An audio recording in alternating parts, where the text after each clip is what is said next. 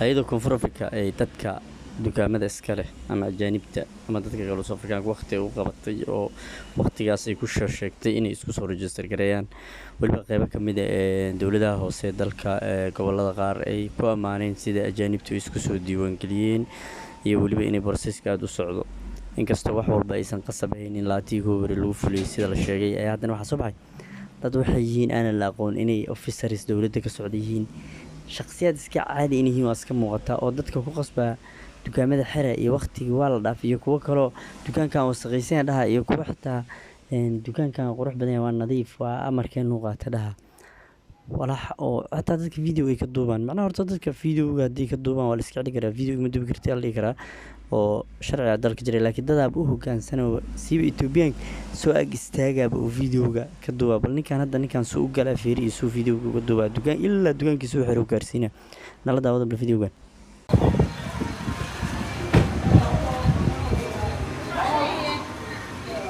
Hey brother man, how are you? Shop, are you good? No. Your shop was closed today, ne? Yeah, your shop was closed Today? today, ne? When the municipality was here, your shop was closed, ne?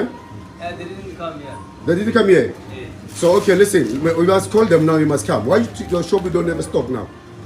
They don't even No, listen, ne? Listen. They didn't come to you today. Yeah, so you must close now.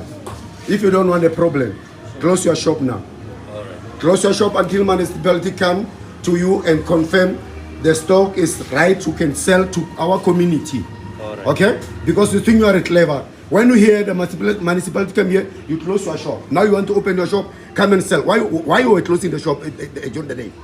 كان كحر إلا municipality إمادان وفوقس بابل أصلاً ما عليه شغلات إنه قبته municipality هديس إمادان دقيقة وحرا أيجا أنا وحفر كرا أصلاً حاجة قال إلا municipality إمادان حر وفوقس بعدك dadka wax kama gedi kartid ilaa alaabtaada la jeekin kari ule bal video-gan kale sida xun ula sii dhaqmaa balan ku socono Close your shop now.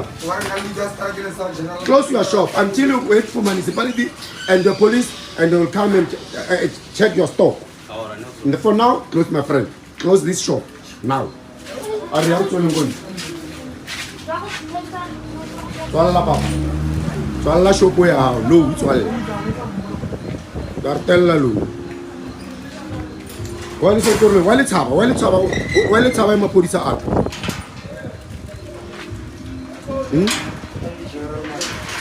Wale taba ma polisi ba.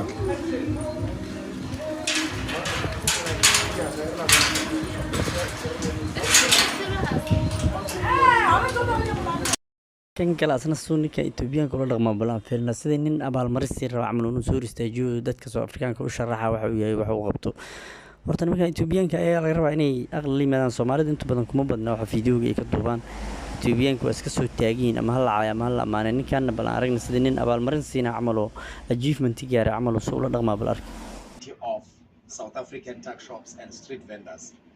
This is one of the cleanest shops here in extension 12. I can show you from the floor, the shop is clean.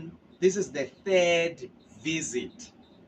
Every time I come here, I do education. Previously, last time I did educate Abara about the cleanliness in the shop. The shop is clean. There is no dust here, even on top of everything.